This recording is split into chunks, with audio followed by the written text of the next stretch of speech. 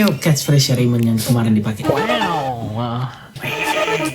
Ada pepatah, orang yang goblok biasanya mempekerjakan orang yang pintar. Kenapa orang yang dapat nilai C bisa menggaji orang yang nilainya A? Kenapa itu? Kenapa orang yang pintar? Papi. Kenapa orang yang pintar ujung-ujungnya miskin, cuman orang yang goblok ujung-ujungnya kayak raya? Kenapa itu? Itu ada faktanya dan ada buktinya. Oke, aku adalah William, aku adalah seorang business development manager, sudah lebih dari 10 tahun di Australia. Halo, saya tadi nge-lag. Halo, saya Raymond Harrison. Saya sekarang seorang AI engineer di Singapura. Saya sudah kerja di Singapura. Saya sudah tinggal di Singapura selama 10 tahun ke belakang. Mari kita grab kopi kalian masing-masing. Kita ngobrol santai sambil minum kopi atau apapun yang kalian bawa dan ngobrol tentang kenapa orang yang pintar ujung-ujungnya miskin dan kenapa orang yang bego ujung-ujungnya kaya.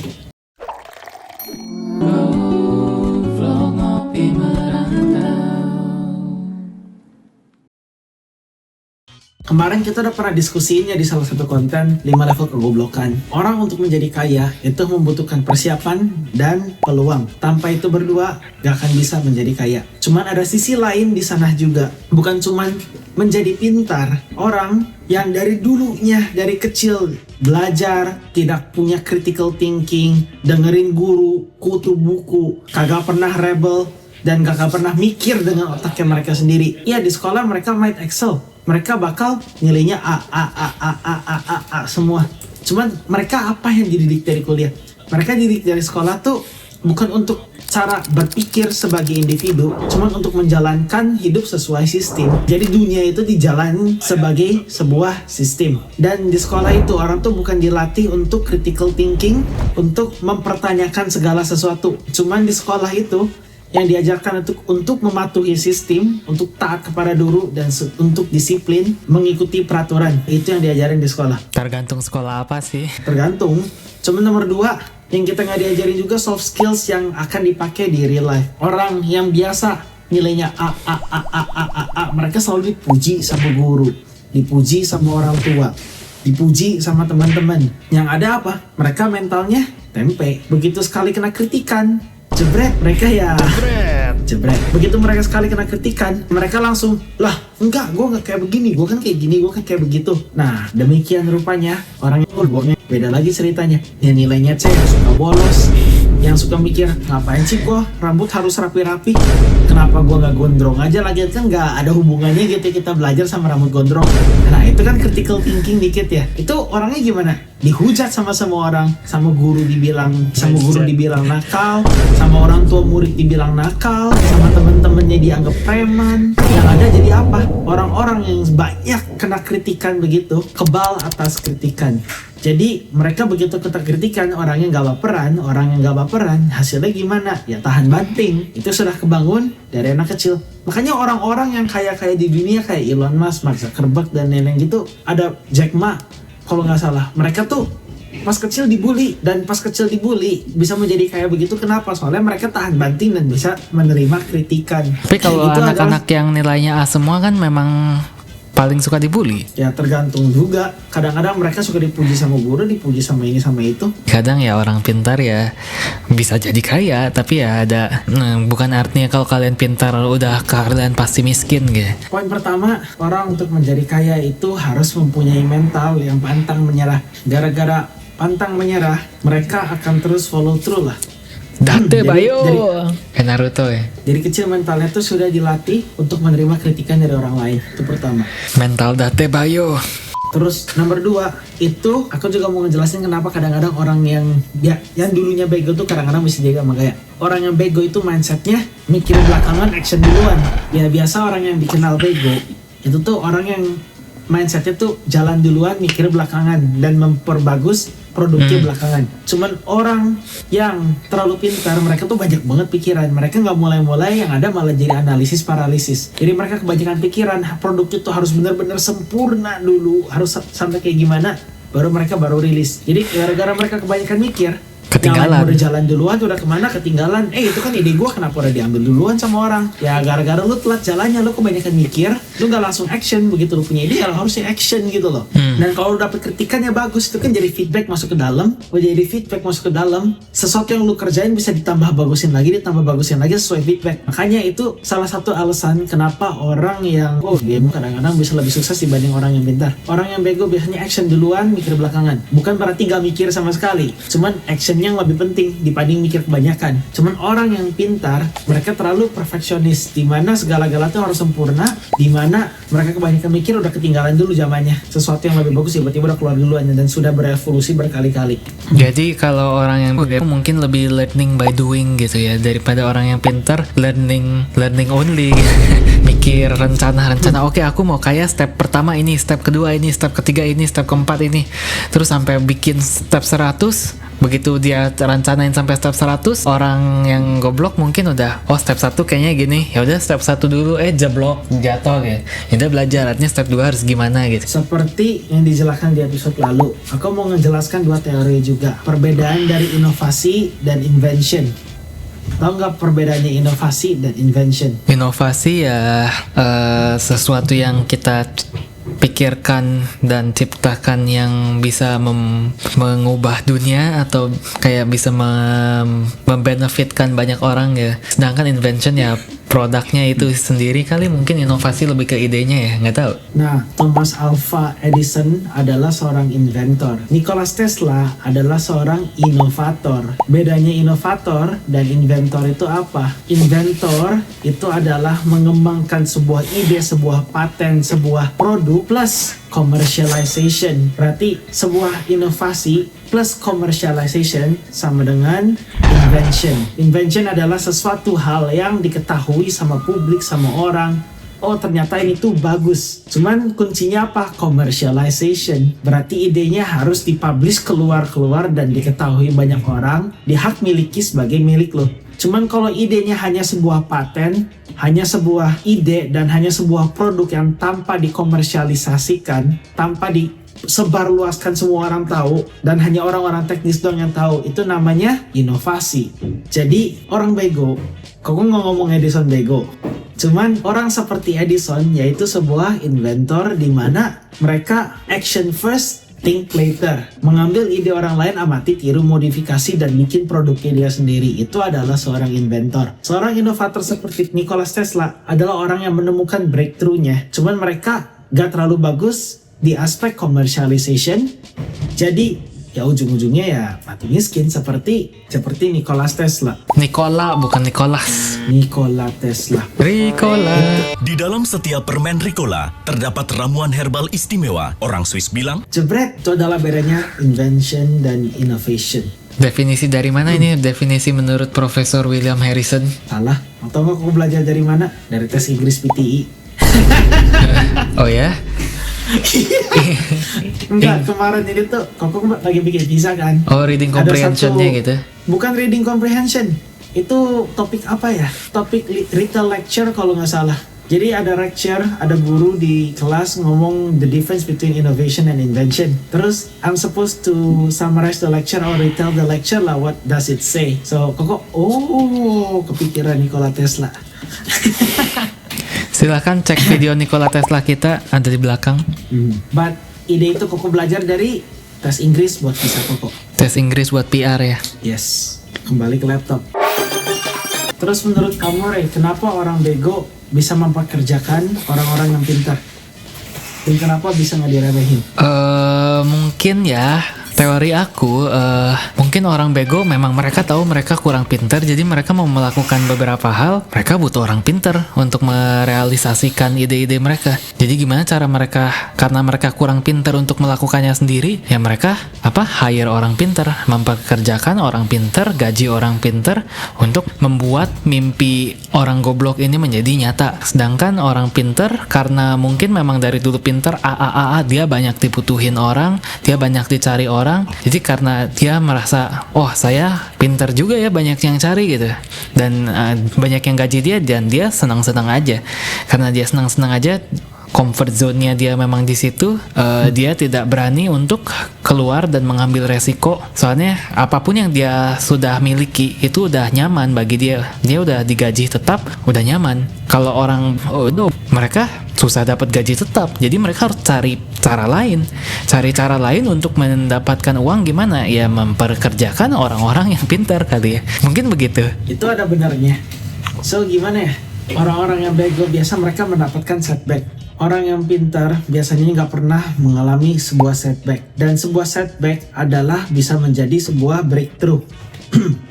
Contohnya, kalau orang mengalami sebuah problem dan they solve that problem can be an opportunity. Itu dimana aku juga dulu belajar business study dan lain-lain. Sebuah inovasi, sebuah invention, dan sebuah ide atau sebuah startup itu dimulai dari sebuah masalah. Dan orang-orang bego itu pintar critical thinking, dimana bukan bego gitu lolos gitu loh. Maksudnya ada yang bedanya namanya orang pintar dan orang cerdas. Orang cerdas adalah orang yang pintar critical thinking. Orang pintar adalah orang yang book smart gitu loh, menuruti aturan dan emang benar-benar pintar melalui itu. Jadi bukan berarti lu harus bego, cuma lu harus cerdas. Itu sih menurut Koko. Kalau lu mengalami sebuah setback itu bisa menjadi peluang. Contoh kayak kemarin partner Koko nggak disclose nama lah, dia hilang kerjaan 5 juta sebulan. Dia stres, baru punya keluarga, baru punya istri, baru punya anak. Dia nyari solusi, ngapain? Freelancing, ngambil job di sini, ngambil job di sana. Sekarang gajinya berapa dari 5 juta?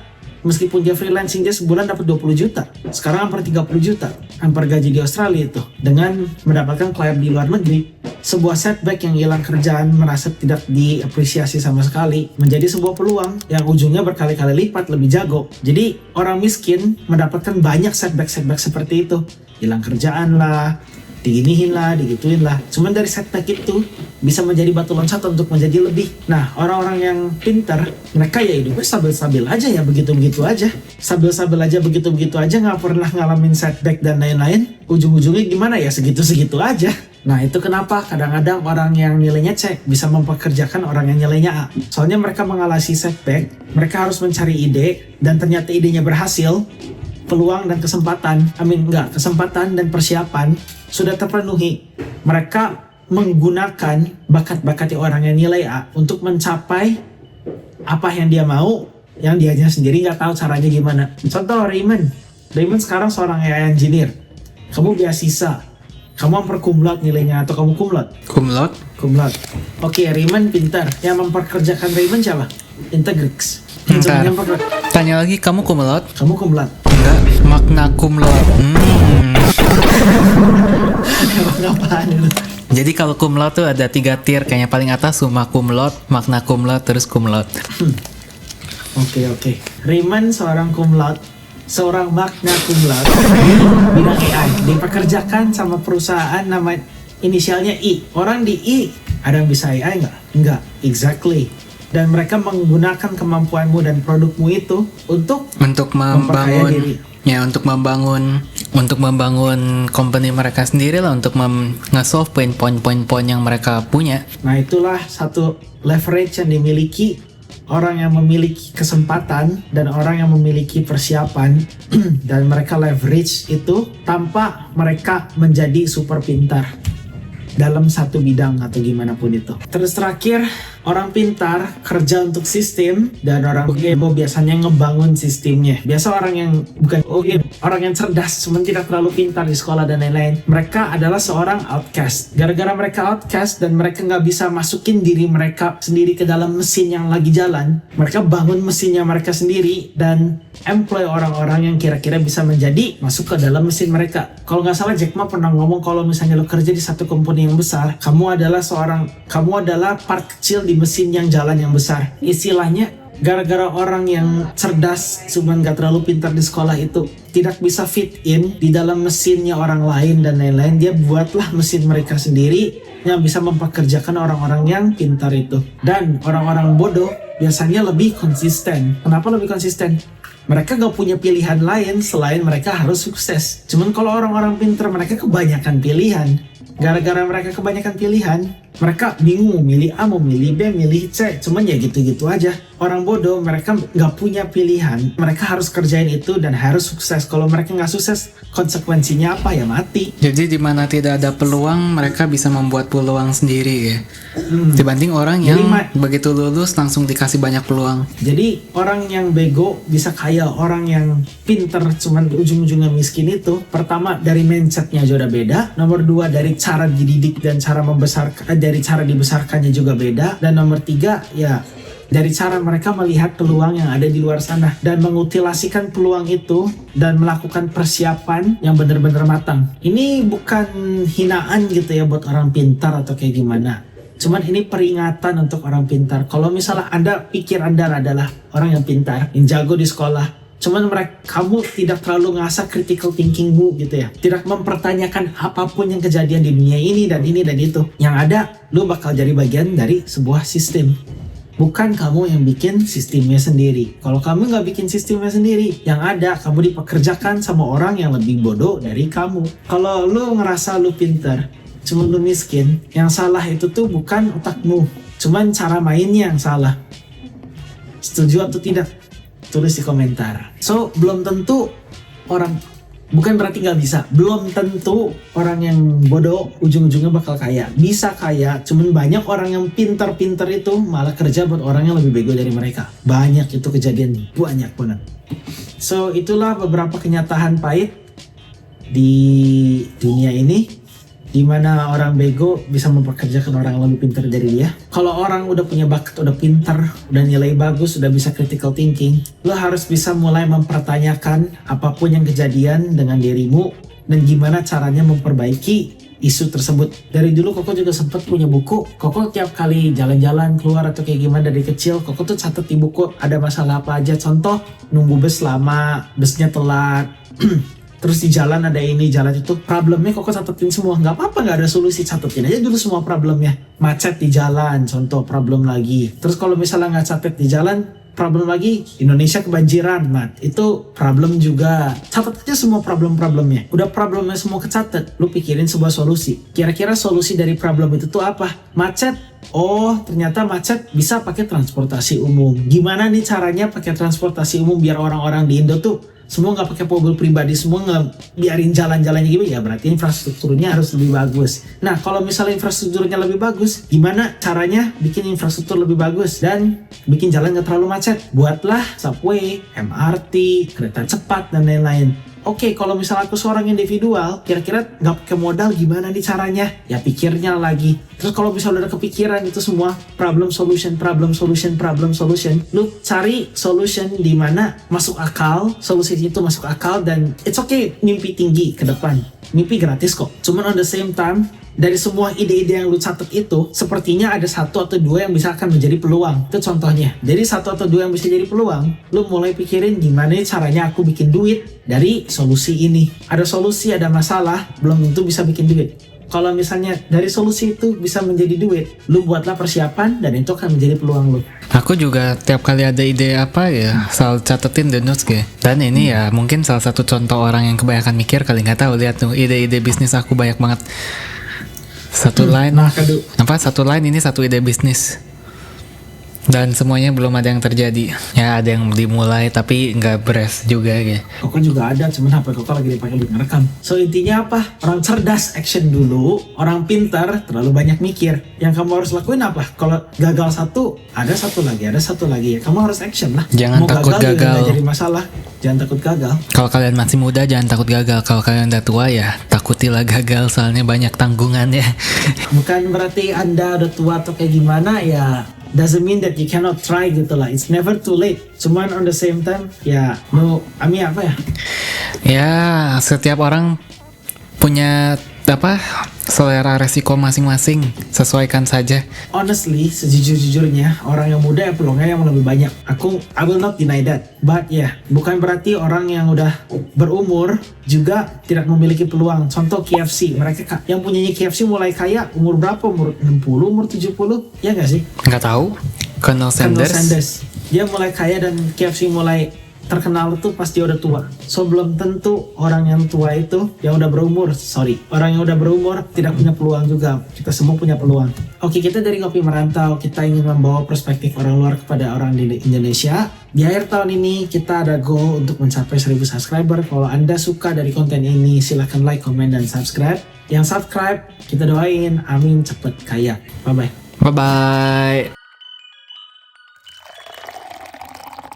Hey, jangan skip dulu video ini. Percaya nggak kalian kalau aku bisa bikin kartu ini melayang ya?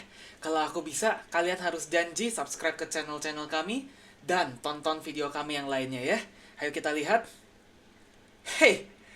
Hey, melayang beneran ini. Sesuai janji.